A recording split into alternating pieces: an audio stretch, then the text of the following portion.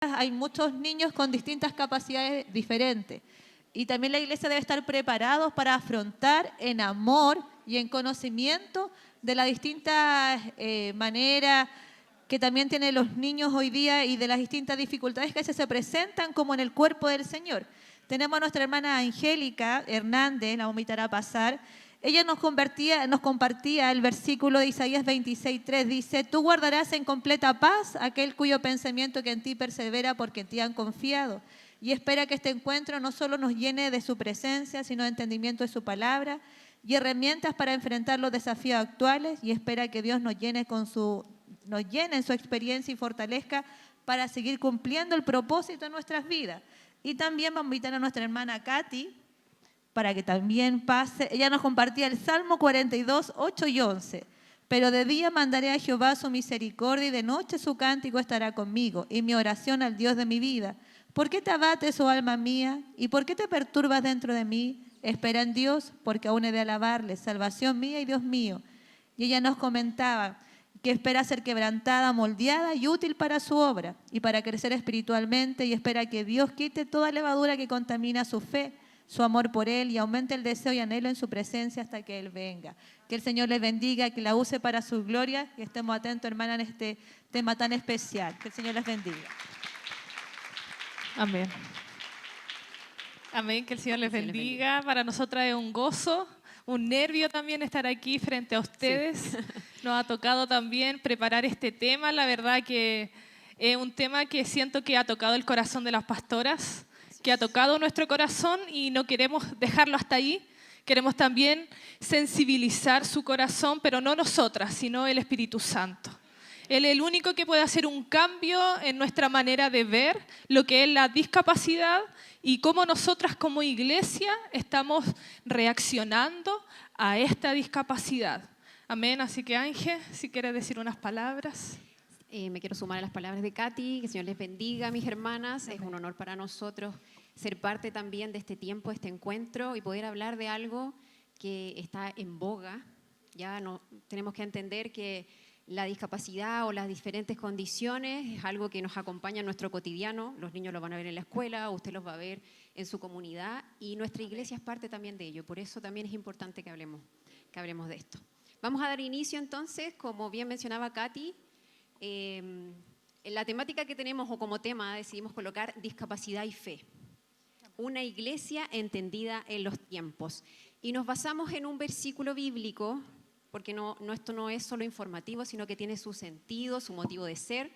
Y el versículo que nos basamos es Primera de Crónicas 12:32, que le voy a pedir a mi hermana que pueda continuarlo para que me acompañen en la lectura.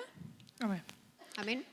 Tenemos dos versiones, una versión que es de la Reina Valera y otra que es de una nueva versión más actualizada. Y destacamos ahí unas palabras. En la primera versión dice: de los hijos de Isaacar, es decir, habla de una tribu. 200 principales entendidos en los tiempos y que sabían lo que Israel debía ser, cuyo dicho según todos sus hermanos, cuyo dicho seguían todos sus hermanos. Bien. Después hay una versión más actualizada, pero ¿por qué destacamos estas palabras? La primera de ellos es porque dice que ellos eran entendidos. Es decir, que ellos tenían un conocimiento especial sobre las cosas y por ello ellos podían guiar y los hermanos podían seguirles, ¿cierto? Porque ellos también se daban cuenta de este conocimiento que ellos tenían. Pero más abajo habla incluso de otro concepto. En la nueva versión habla de discernir. Y aquí también nosotros con Katy rescatábamos cómo esto no se trata solo de entender los tiempos, sino que el discernimiento también sabemos que es algo que le pedimos al Señor y es un don que nos puede entregar. ¿Cierto? Nosotros discernimos cuando hay algo que viene de Dios y cuando es algo que no viene de Dios. Porque sabemos que en estos tiempos nos vamos a enfrentar a cosas que suenan o parecen ser súper buenas, pero luego las discernimos y vemos que no es así. ¿Cierto? Entonces es importante que la iglesia sea entendida en los tiempos. ¿Qué cree usted? Amén. Tenemos que ser como esa tribu, como la tribu de Isaacar, y poder nosotros como iglesia guiar a los demás que no tienen este conocimiento. Amén. Vamos a continuar. Vamos a hacer una dinámica. Correcto. Sí, así que queremos que saquen un papelito, una hojita que usted tenga por ahí, su cuaderno, agenda, su lápiz. Sirve. Una pequeña dinámica. Cortita, Ángel. va a ser muy cortita. Así que si ustedes, mientras más rapidito lo hagamos, más aprovechamos el tiempo. Ya mientras yo voy a decir las instrucciones generales, mientras usted busca un papelito, le voy a pedir que tiene que escuchar atentamente la instrucción, que va a usar una hojita de papel, no importa el tamaño ya, no importa el tamaño de la hojita. Va a hacer un dibujo según las instrucciones que yo le voy a decir. No se preocupe si hay algo que no escuchó, no entendió. No se preocupe, ya es parte del ejercicio. Tiene que hacer, sí, el dibujo según las instrucciones. Vamos a tener solo 1 minuto para dibujar. Va a ser algo muy cortito, pero va a tener varias instrucciones, así que por eso tiene que estar atento. La instrucción no se va a repetir. Yo no voy a decir 1, después no voy a volver a repetirlo. Así que si lo escuchó, lo escuchó. Si no lo escuchó, seguimos con la siguiente. Y esto es individual, ¿ya? Para que no esté la hermana, era esto, era... No, no puedo. Tiene que cada una hacer el ejercicio. La que no trajo hojita, ojalá alguien le pueda compartir para que lo hagamos todos juntos, ¿ya? Ya, ¿todos tienen su hojita? ¿Sí? Su lápiz, ¿Su levante papel? su lápiz, su hojita. Las que Bien, la vamos. tienen. Eso, compartámonos los papelitos para que ojalá todas ¿Alguien le podamos hacer el falta? Ahí ejercicio. ya. Esto es algo rápido, Sí, que tiene su objetivo. objetivo. Sí, Va a tiene hacerlo. todo tiene un sentido, ¿bien? Yo creo que la gran mayoría ya está lista, preparada. Ya, vamos. Atenta, vamos a iniciar. Quiero que iniciemos con la primera instrucción. Silencio, silencio. Lo ¿Para qué primero está? que va a dibujar es un cuadrado grande que semeje un marco de la hoja, ¿ya? Como si fuera un marco. Un cuadrado grande, no puedo repetirlo, Basta ahí. suficiente. 5, Bien. 4, 3, 2, 1. Siguiente instrucción. Seguimos. En la parte superior izquierda dibuja un cuadrado mediano. 5, 4, 3, 2, 1. Siguiente instrucción. En la parte superior central dibuja un círculo mediano. 5, 4, 3, 2, 1. En la parte superior derecha dibuja un triángulo equilátero mediano. 5, 4, 3, 2. Se complejizó. 1. En el centro de la imagen dibuja un rectángulo grande en orientación horizontal. 5, 4, 3, 2, 1. Seguimos. Siguiente. Dentro de este rectángulo hace un círculo mediano hacia la izquierda.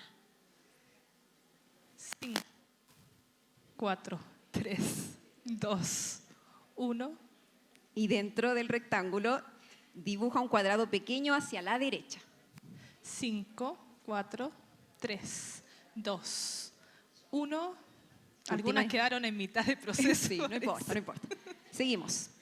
En el lado derecho de la imagen completa, a la altura del centro, hace un rectángulo angosto alargado en orientación vertical. 5, 4, 3, 2, 1. Se acabó el tiempo. Y se acabó. Bien. Quiero que levanten la mano los que lograron completar la imagen. Según usted la completó. Guau. Aquí hay Ya, más. son varios. Sí, era difícil. Bien, les voy a pedir que ahora el hermano Felipe nos cambie y vea lo que usted debió haber dibujado. Compárelo, por favor. Eso era. Algo fácil. Bien, pastor, bien. Algunas dibujaron una casa. Algunas Hicieron dibujaron un animal. paisaje. Sí. Algunos fueron bien creativos. Ya. Ahí usted se va a dar cuenta que de seguro más de alguno le faltó algo, lo hizo en otro lado. Pero esa era la idea del ejercicio, ¿ya? ¿Qué queremos demostrar a través de esto? No solo que sea como un chascarro, porque entendemos que es chistoso darse cuenta que cada uno entendió de forma distinta la instrucción. Hay puntos importantes que destacar acá. Primero, si se da cuenta, nosotros establecimos ciertos límites al momento de seguir esta instrucción. Ya había un límite de tiempo. Incluso Katy iba como contando los segundos, o a uno incluso lo presiona un poco así como, ¡ay, qué era! Me tengo que apurar. ¿Bien? No se repetía la instrucción, así que si usted la entendió, si no, se sigue. ¿Qué hacemos a través de este ejercicio? Darnos cuenta, primero, que no todos aprendimos de la misma manera, no todos entendemos de la misma manera y no todos contamos con el mismo contenido o conocimiento. Ya, imagínese, yo le digo esto a alguien que no conoce la figura geométrica. Probablemente no hubiese podido hacer nada, ¿cierto? Entonces, asimismo nos pasa que muchas veces nosotros queremos que los niños o que las demás personas entiendan o no se entiendan cuando a veces no ocupamos los mejores recursos para hacer eso.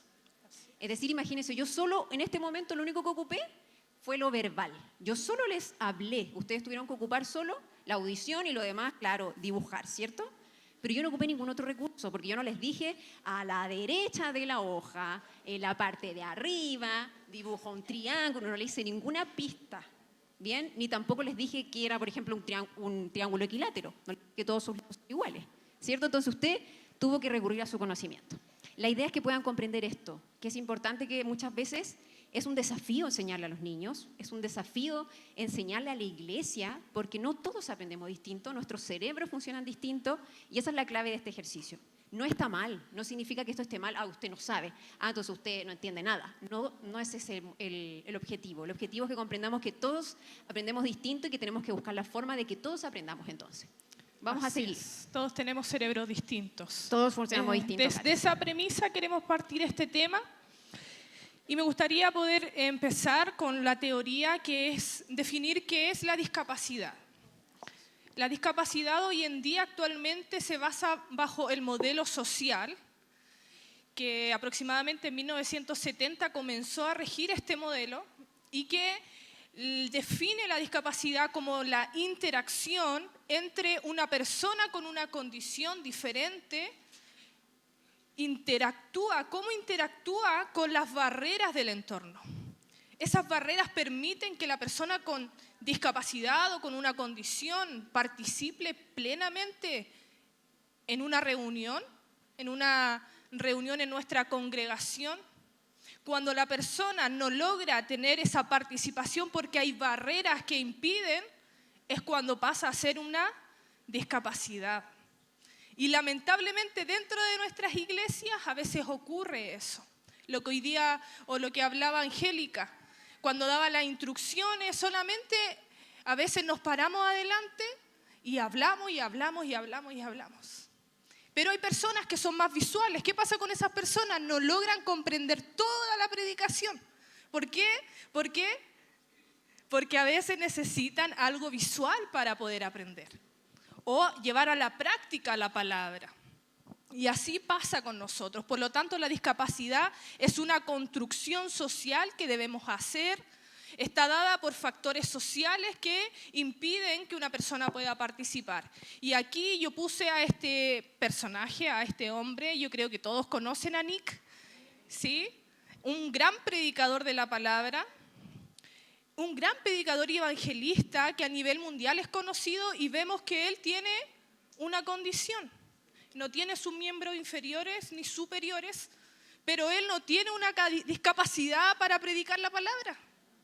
A él nada le impide el poder trasladarse de un lugar a otro para poder hablar de Jesús. Él nada le impide poder ejercer el ministerio que Dios le dio, los dones que el Señor le dio. Entonces puede haber una condición, pero no significa que haya una discapacidad. Y muchas veces la sociedad es quien pone esto. Si continuamos, lamentablemente existían dos modelos anteriores a este modelo social, que quiero hablar rápidamente de este, que es el modelo de la prescindencia. Este modelo, la Biblia en el Nuevo Testamento, el Evangelio nos habla mucho de este modelo. ¿Qué significa prescindencia? Prescindir de algo. La sociedad en ese entonces, en la Edad Media, pensaba que las personas con una condición podían prescindir de ellos. Es decir, eran personas que no tenían valor. Imagínense, muchos de ellos los trataban como mendigos. No sé si ustedes se acuerdan la historia de Jesús y el ciego de nacimiento. ¿Qué dijeron los discípulos cuando Jesús lo quería sanar? Preguntaron, ¿quién pecó? ¿Pecó él o pecaron sus padres? Inmediatamente yendo a que había un pecado como consecuencia de la condición que tenía la persona. Es por eso que este modelo nos habla de estos dos supuestos, que la discapacidad antes se veía como una explicación religiosa, era un castigo de Dios para la persona o para su familia. Así se veía. Y la segunda supuesto era que las personas con discapacidad no tienen nada que aportar a la sociedad. Imagínense, una persona con paraplegia, una persona que no podía trasladarse, era una persona que no servía. Una persona que no lograba entender lo que yo estaba hablando, era una persona que no tenía valor dentro de la sociedad. Y habían términos que lamentablemente hasta hoy en día siguen en el vocabulario de la sociedad. Términos como los enfermitos, como personas endemoniadas. No sé si usted ha escuchado, a esta persona hay que ungirla, debe tener un espíritu. Pero podemos ver bajo la palabra que el Señor no fue a ungir a esta persona ciega de nacimiento, sino que fue, ¿y qué hizo? La sanó. Dice que untó barro, luego vamos a ver eso, en sus ojos puso y lo sanó. Y después de este modelo de prescindencia viene un modelo que es el rehabilitador. Este modelo pasó durante la Primera y la Segunda Guerra Mundial. ¿Por qué? Porque después de esta guerra quedaron muchas personas con condición, con discapacidad. Entonces las personas pensaron, ¿qué vamos a hacer con tanta gente que tiene una condición diferente a la nuestra? ¿Y qué decían? Ahora no vamos a decir que la persona no sirve, sino que esta persona que tiene una condición diferente la vamos a rehabilitar. Vamos a tratar de normalizarla para que pueda ser parte de la sociedad. Pero esto pasaba con las personas que quizás tenían condiciones que podían ser reversibles. ¿Cómo? Personas que quizás le faltaba o tenía paraplegia, ocupaban bastones. Ya, esta persona la normalizamos, puede caminar, ok, ahora puede ser parte. Pero ¿qué pasaba con personas que quizás recibieron una bala en su cerebro? Personas que quedaron con dislexia, personas que quedaron quizás con un coeficiente intelectual bajo. Estas personas lo comenzaron a llamar discapacitados, minusválidos, inválidos. Y hasta hoy escuchamos los angelitos de Dios. No sé si usted lo ha escuchado. Es un angelito de Dios, como infantilizando a la persona, como si fuera un eterno angelito. Y no es así. Vamos a continuar. Pero yo les quiero hablar de un modelo que la sociedad no entiende y que yo creo que en la iglesia se debe dar, que es el modelo de Cristo. El modelo de Cristo nos habla de que Dios tiene un propósito bajo esta discapacidad. Dios tiene un propósito bajo la condición que quizás puede llevar una persona. Y me gustaría que reflexionemos en estas preguntas. Como iglesia nos preguntamos, ¿estamos viendo a las personas como Cristo las ve? Cuando pasamos al lado de una persona con una condición diferente a la nuestra, ¿la saludamos? Cuando pasamos por alguien que quizás está en silla de ruedas, o quizás sabemos que esa persona viene siempre, le hacemos el espacio para que ella sepa que ese es su lugar, para que la persona piense, hoy día voy a ir y yo sé que va a estar mi espacio ahí, que van a sacar la silla porque yo voy ahí, que se sienta parte de la iglesia. ¿Estamos incluyendo o solo estamos siendo tolerantes? Bueno, sí sabemos que el niño se porta mal y tiene una condición, y pasamos por al lado del niño, de la persona, y a veces decimos, yo he escuchado lamentablemente, cuando le digo, no saludaste al niño que tiene, ejemplo, TEA, trastorno del espectro autista. No, es que el niño no me saluda. Yo lo saludo, pero a mí no me saluda. O sea que si no recibimos algo a cambio, no lo hacemos. Es decir, solo estamos tolerando esa condición, pero no estamos dando un paso de amor hacia esa persona. ¿Estamos ayudando a derribar barreras o seguimos levantándolas con prejuicios? Es para meditar. Yo creo que cada una tiene diferentes realidades en su familia, en sus iglesias, y debemos llevarlo eso a pensar en nuestras congregaciones. Yo hablaba con Angélica cuando discutíamos este tema y yo le decía, yo quiero una iglesia que diga, esa iglesia es una iglesia que incluye. Esa iglesia es una iglesia que me hace parte de ello. Que tiene quizá un grupo de niños en donde un niño con TEA, un niño con TDAH, un niño con dislexia, se siente parte, es parte de los niños, es parte de la congregación. Es por eso que puse esta frase que dice la discapacidad no es algo que una persona tiene, que hay que curar o que hay que arreglar, sino que es la consecuencia de las barreras sociales que limitan la participación de esa persona dentro de la congregación. Que el Señor le bendiga. La Ángel va a continuar. Sí. Continuando con el término de discapacidad, saben que la Organización Mundial de la Salud define y la pone en algunos tipos. Lo vamos a ver rapidito también por el tiempo. Primero, entender que estos tipos se van a clasificar según como el área afectada. Bien, entonces van a ser 4, en algunos casos 5.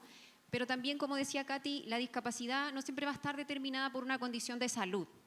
Bien, no significa que sea solo porque tengo una enfermedad, entonces tengo una discapacidad, sino que también tiene que ver con factores sociales y ambientales. Si el ambiente está adaptado para esa persona, probablemente ya no esté limitado.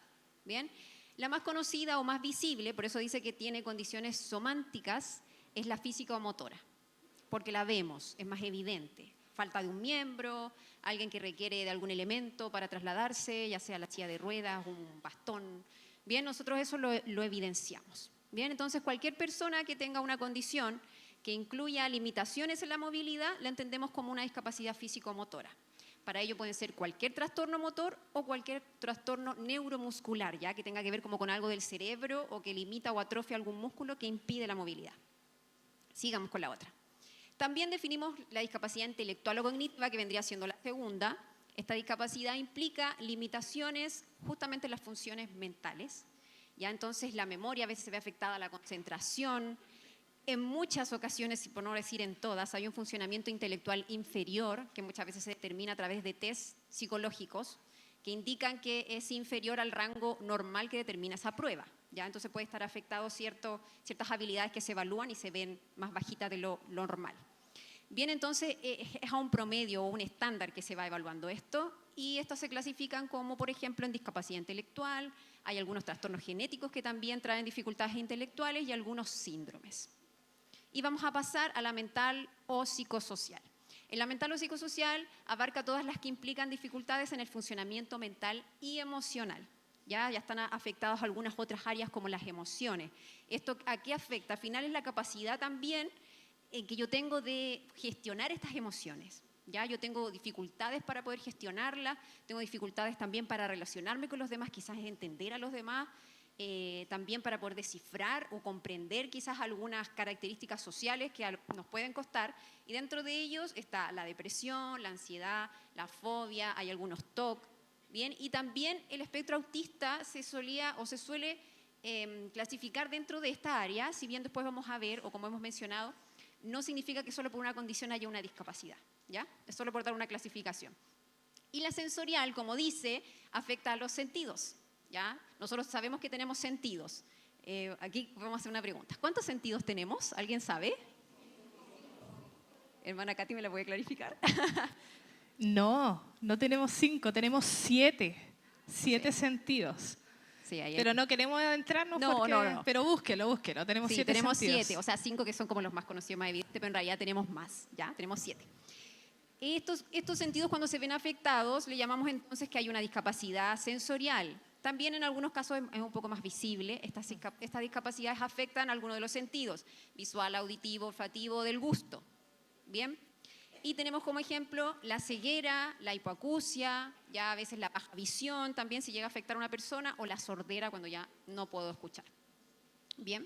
Y Katy va a seguir hablando un poquito más sobre la accesibilidad y las barreras según modelo. Sí. Rápidamente, si usted quiere sacarle foto, puede sacarle foto a las diapos que vienen, porque lo vamos a hacer de una manera un poquito más rápida. El modelo social tiene 2 conceptos básicos, que es la accesibilidad y las barreras, que son dos polos opuestos, pero que a la misma vez se definen uno con el otro. Supongamos, la accesibilidad es el conjunto de elementos necesarios para que permita que todas las personas con o sin discapacidad puedan ser parte de igualdad de condiciones dentro de la sociedad, dentro de mi congregación, dentro de mi iglesia. ¿Qué busca esto? Busca eliminar los obstáculos para que nadie quede excluido. ¿sí? Para que todos sean parte de mi iglesia necesitamos ser accesibles, necesitamos ser una iglesia que busque la accesibilidad. Pero en cambio las barreras es cualquier obstáculo que impida que alguna persona pueda participar. Estoy hablando desde lo más mínimo, que es una rampa para que alguien pueda entrar a la iglesia, que a veces no hay, o una rampa para que la persona pueda pasar a los baños, o un baño inclusivo. Todo esto es parte de las barreras que muchas veces no hay o de la accesibilidad que muchas veces sí hay. Por lo tanto, vamos a hablar de 6 que nos gustaría que ustedes pusieran atención, sobre todo aquellas quizás pastoras, pastores, que están a cargo de una iglesia y que muchas veces faltan ciertas dimensiones de accesibilidad que impiden que una persona llegue a la casa de Dios. Si pasamos, tenemos la primera, que es la arquitectónica o física. Esta dimensión habla de los espacios que nosotros tenemos dentro de nuestra iglesia que impiden que se le dé acceso a un lugar. Como hablábamos de las rampas, de puertas anchas, de pasamanos, de baños adaptados. Todas aquellas cosas que impiden que los espacios sean inclusivos son aquellas que son parte de la dimensión arquitectónica. La comunicacional, igual esto es importante porque es toda barrera en la comunicación para entregar la información. ¿Cuántos de nosotros aquí son predicadoras? Que levante su mano. ¿Cuántas predican en su iglesia o son profesoras de escuela dominical? ¿Cómo nosotros estamos entregando el mensaje? ¿Cómo nosotros estamos hablando? Muchas veces hay personas que hablan muy bajito. Entonces, ¿qué pasa con las personas que tienen alguna discapacidad auditiva? La persona que tiene discapacidad auditiva a veces se queda dormida porque no entiende nada, ¿cierto? Porque a veces, o de repente hacemos diapositiva, y hasta justamente me quedó chiquitita la letra, que si hay alguna con discapacidad visual, ¿qué pasa? No ve nada. ¿Me va a poner atención? No, porque va a decir, no leo nada, no sé de qué está hablando la hermana.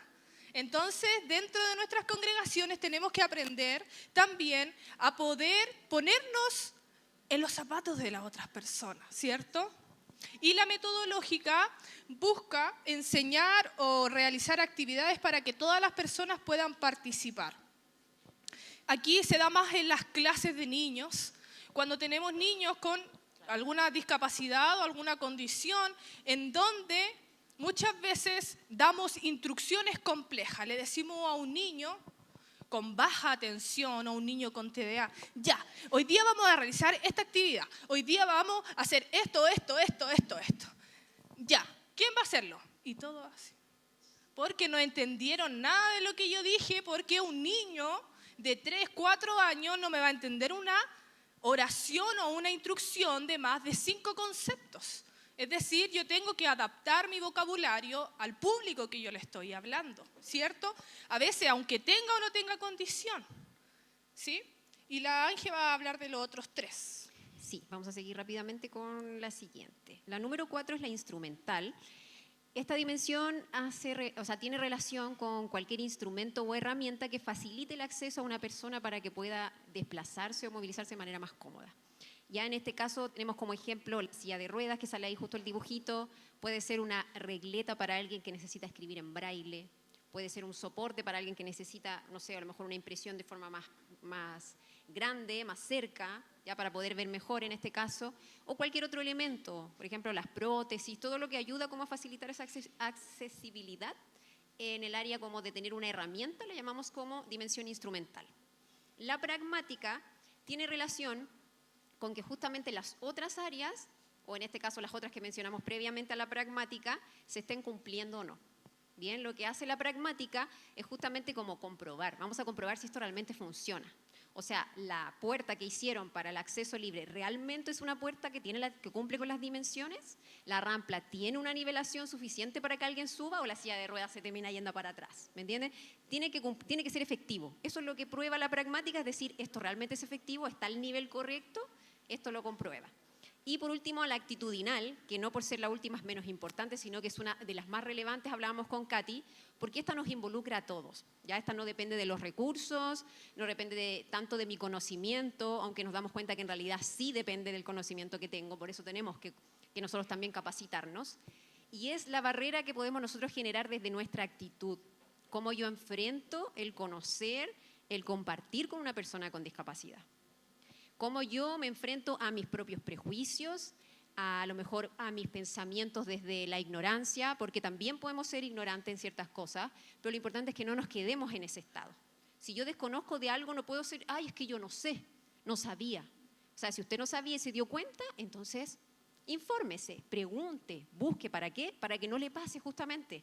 Nosotros tenemos que estar informados como iglesia, tenemos una labor importante, y en que no cometamos errores por falta de conocimiento y podamos, por ejemplo, ofender a una persona con comentarios que a lo mejor no eran de mala intención, pero usted terminó diciendo, no sé, nosotros hablábamos en algún momento incluso de esto en la iglesia, cuando la gente dice, vamos a pasar a orar por los enfermitos.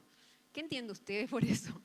Que es como que suena como que, ay, pobrecito, la hermana que está enferma, que no sé qué.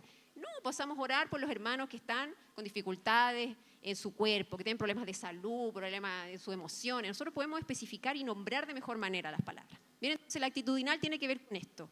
Yo hablo con respeto de la otra persona, dejo mis prejuicios. Yo no hablo de, ay, el malcriado, ay, este niñito que, no sé, o a lo mejor usted tiene algún concepto erróneo de algún niño, no sé, el enfermito, el pobrecito, victimizar. O cuando de repente hablamos de personas adultas que tienen alguna condición, cuando le nombramos niño o niña, o le decimos el hermanito, como que lo hablamos todo en diminutivo, como que si fuera más tierno, cuando en realidad él es una persona adulta, por tanto lo tenemos que tratar como un adulto. Bien, ese tipo de cosas. Vamos a avanzar. Bien, vamos a hablar ahora, entrando un poquito más en relación a los diagnósticos que vamos a mencionar en esta tarde, que queremos avanzar porque es harta información. Si no alcanza a notar algo o no retuvo todo, no se preocupe, nosotros con Katy dijimos que luego vamos a compartirlo porque en realidad es harta información y el tiempo es poquito. Vamos a hablar de un concepto que está bien en boga, yo creo que alguno de ustedes lo ha escuchado, que es la neurodiversidad o la neurodivergencia. ¿Ya? No sé, levante la mano el que lo ha escuchado alguna vez. Neurodivergencia o neurodiversidad o algo parecido, ya. No tiene nada que ver con la diversidad sexual y no tiene nada que ver con eso, ya por si acaso.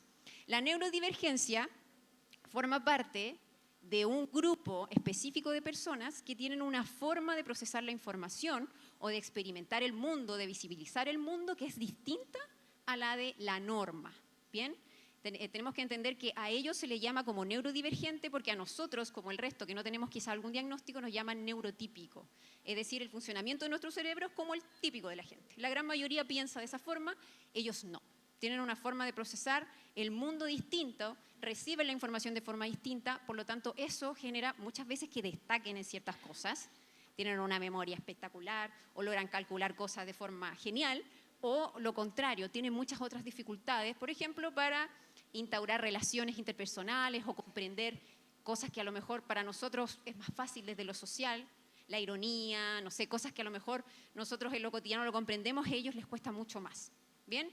Por eso se llama este selecto grupo como neurodivergencia y vamos a ver que son varios. Hay varios, por decirlo así, diagnósticos que forman parte de esto. Sí, vamos a ir con el primero, que es la dislexia. No sé si usted ha escuchado este diagnóstico. La dislexia nos habla de una dificultad puntual y específica de la lectura. Puntual y específica se refiere a que no hay algún diagnóstico subyacente que me impida poder leer, como una dificultad visual, alguna dificultad auditiva o discapacidad auditiva, sino que es solo puntual de la lectura.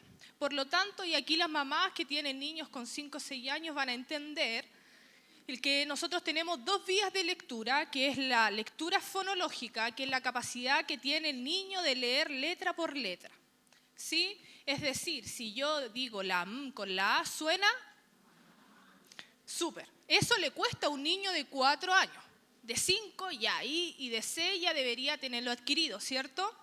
Pero la lectura global es la capacidad de reconocer las palabras como una unidad de significado.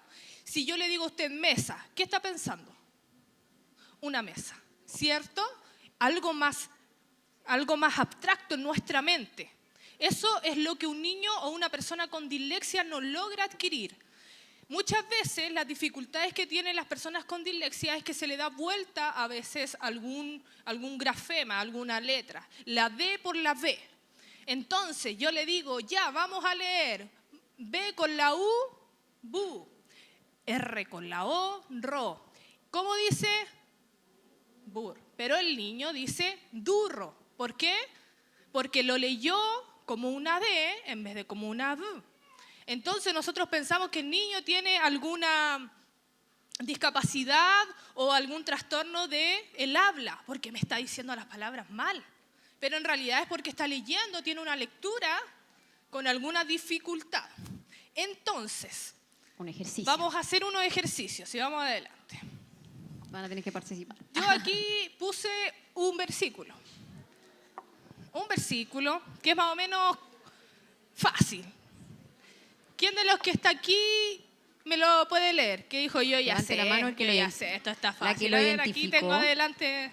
A ver, ¿quién lo pudo leer? Ah, Y no se apartaba del templo sirviendo de noche y de día con ayunos y oraciones. Lucas 2:37, creo. muy bien, Muy excelente. bien, era ese, sí. Era ese, correcto. El versículo lema de este encuentro. Muy bien. ¿Cómo te diste cuenta, Eva, si yo tapé la mitad de la palabra?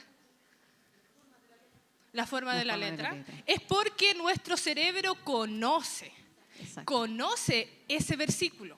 Porque si yo le pregunto a alguna persona nueva que no conoce el versículo, lo más probable es que no hubiera Más sabido qué difícil, es. claro. ¿Sí?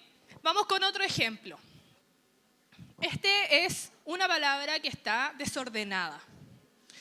La persona que lo pueda decir, yo lo sé, el pastor, a ver, el pastor. Escuchamos. Instruye al niño en su camino y no se apartará de él. Y aun cuando fuere viejo, no se apartará de él. Ya, ahí ocurrieron dos cosas con nuestro pastor.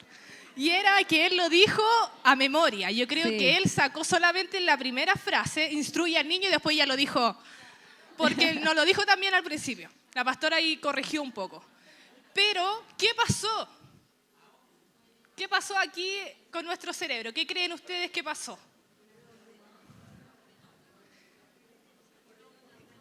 Exacto. Reordenó inmediatamente nuestro cerebro. Claro. ¿Por qué?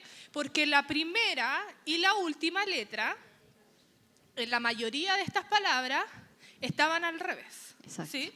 Entonces, nuestro cerebro inmediatamente busca formas de buscar alguna palabra que yo ya conozco. Ya, instruye, niño, instruye niño en su camino. Ya, y ahí lo saco. Y la misma forma, si una persona nueva yo le pregunto, lo más probable es que no hubiera podido hacerlo. Eso es lo que pasa con una persona con dislexia, mi hermano. Así ve. Entonces, si vamos más adelante, si yo voy si yo le doy clase a un niño con dislexia, a una persona adulta con dislexia, ¿qué va a pasar cuando yo lo haga leer adelante? Primero, le va a dar vergüenza. Segundo, se va a frustrar. Y tercero, no va a querer ir más a la escuelita dominical porque ahí lo dejan en vergüenza. Entonces, ¿qué tengo que hacer yo como profesora? Primeramente, darme cuenta de que hay algo distinto en este niño. Hay alguna condición. Y por eso me gustaría hablar un poco de las señales de alerta. Si usted tiene hijos de 5, 6 años que está aprendiendo a leer y quizás alguna de estas señales de alerta llama su atención, consulte a un profesional.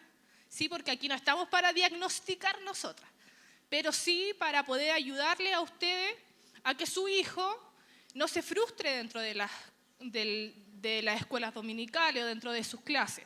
Entonces, antes de los 5 años, un niño que tiene sospecha de dislexia, porque la dislexia se diagnostica a los 7, 8 años aproximadamente, un niño antes de los 5 años comienza a tener dificultad para reconocer las letras de su nombre. ¿Sí? En separar sílabas. Le cuesta decir M con la A, ma, M con la A, ma. ¿Qué dice? Papá, dice. O dice tete. Inventa, ¿sí? Porque no logra acceder a esta lectura. En identificar sonidos iniciales de una palabra o en asociar letras con sonido. Yo le muestro la letra, ¿cuál es esa letra que está ahí? Y el niño tiene que poder decir es la V, o es la PU, o es la V. Entre los 6 y 7 años, donde ya están escolarizados, no logra leer palabras bisilábicas como mano, casa, moto. tiene muchas faltas de ortografía. Y una de las sugerencias a mis hermanas dentro de sus escuelas dominicales o dentro del área donde usted trabaja, que es primeramente usar letras grandes en sus presentaciones, ofrecer ayuda visual, imágenes, siempre con niños trabajar en imágenes y anticipar.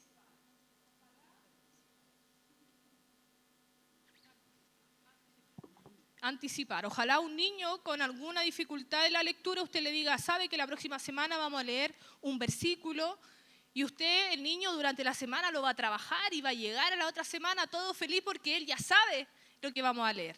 Él ya sabe lo que vamos a trabajar. Así que vamos a seguir porque nos están apurando. Ya, vamos. Viene ahora. Bien, vamos a nombrar rápidamente otro de los diagnósticos que yo creo que es bien visible y lo vamos a hacer bien cortito porque mi hermana Sola hace rato me está haciendo señas, ¿ya?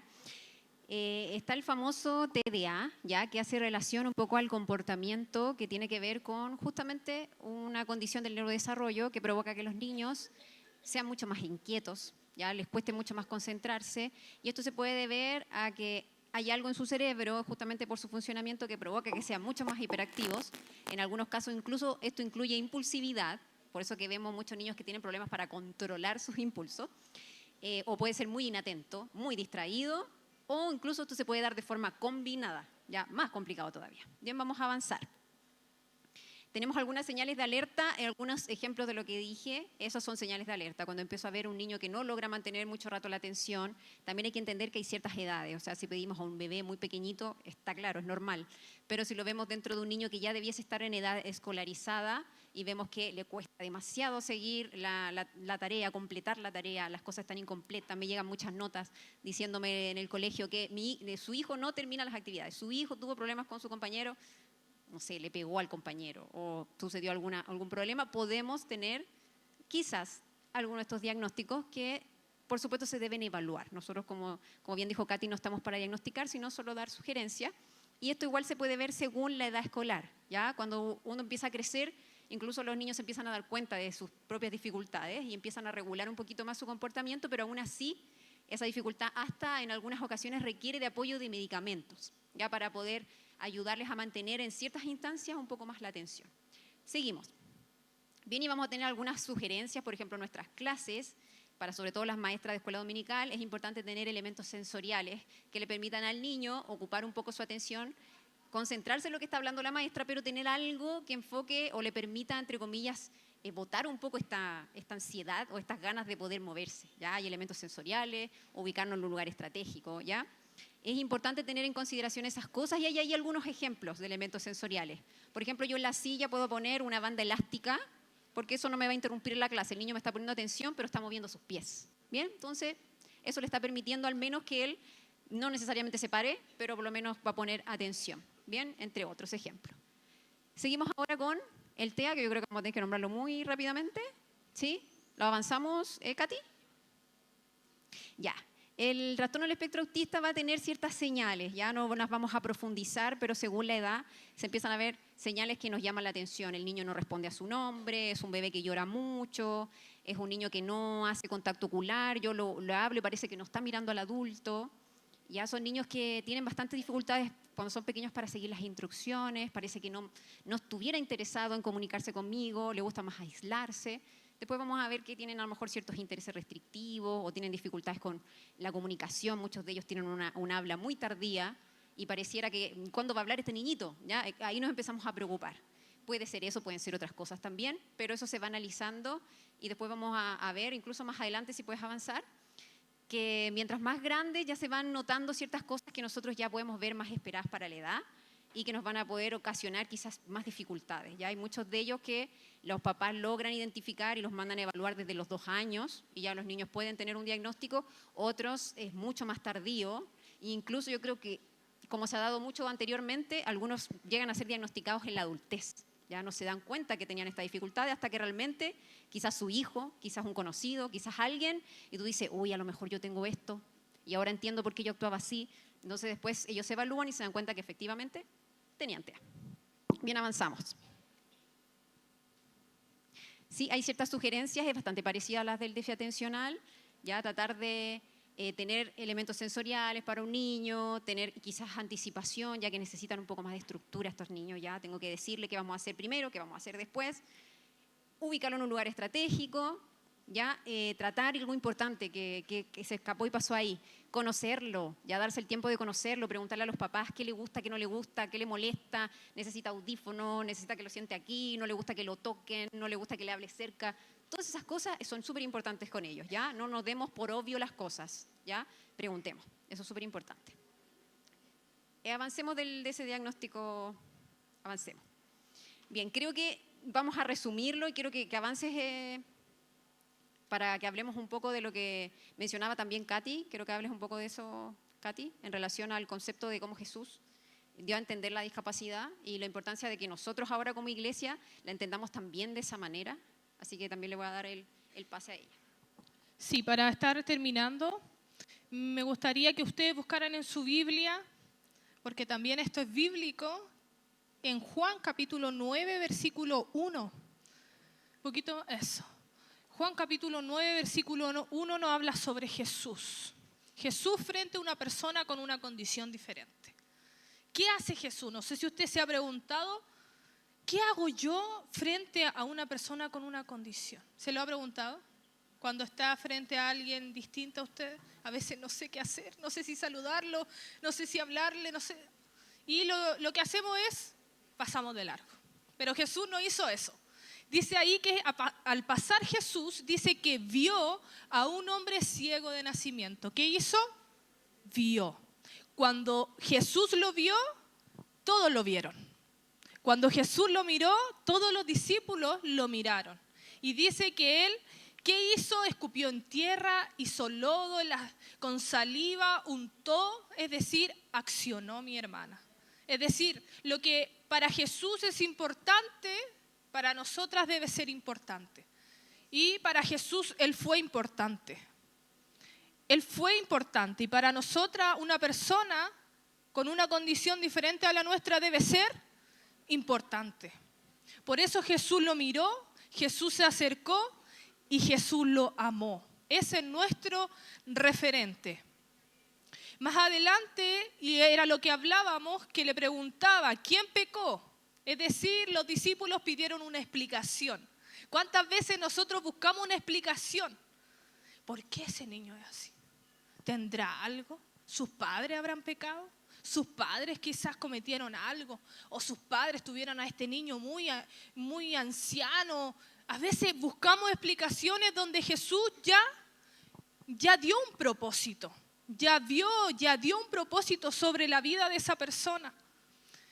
Y más adelante dice que respondió Jesús, no es que pecó este ni sus padres, sino que las obras de Dios se manifestaron o se manifiestan en él. Y con eso queremos que usted se pueda quedar.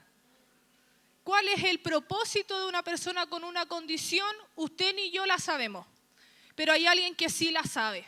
Y es nuestro Creador, aquel que formó a cada uno de nosotros y que se dio el tiempo también de formar a aquellas personas que no son diferentes a nosotras, que no tienen menos valor que nosotras, sino que tienen el mismo valor. Entonces, nosotras, ¿cómo podemos abrazar a estas personas? No siendo indiferentes, no pasando por al lado y hacer como que no está, saludando. A veces nos cuesta, yo sé que a veces cuesta, mi hermana. A veces cuesta que no te respondan el saludo, te sientes así como, hoy no me respondió. Pero Jesús no hizo eso, Jesús lo vio y Jesús lo abrazó. Que podamos mirar, más que mirar, acercarnos, ¿sí? Sin prejuicios. Mi hermana, que hagamos lo que Jesús hizo, que fue amarlos. Que seamos una iglesia donde los de afuera digan, ahí aman a una persona que tiene una condición diferente. Amén. Así que vamos a orar para poder terminar con este tiempo. La Ángel va a estar haciendo una oración. Si nos podemos poner en pie.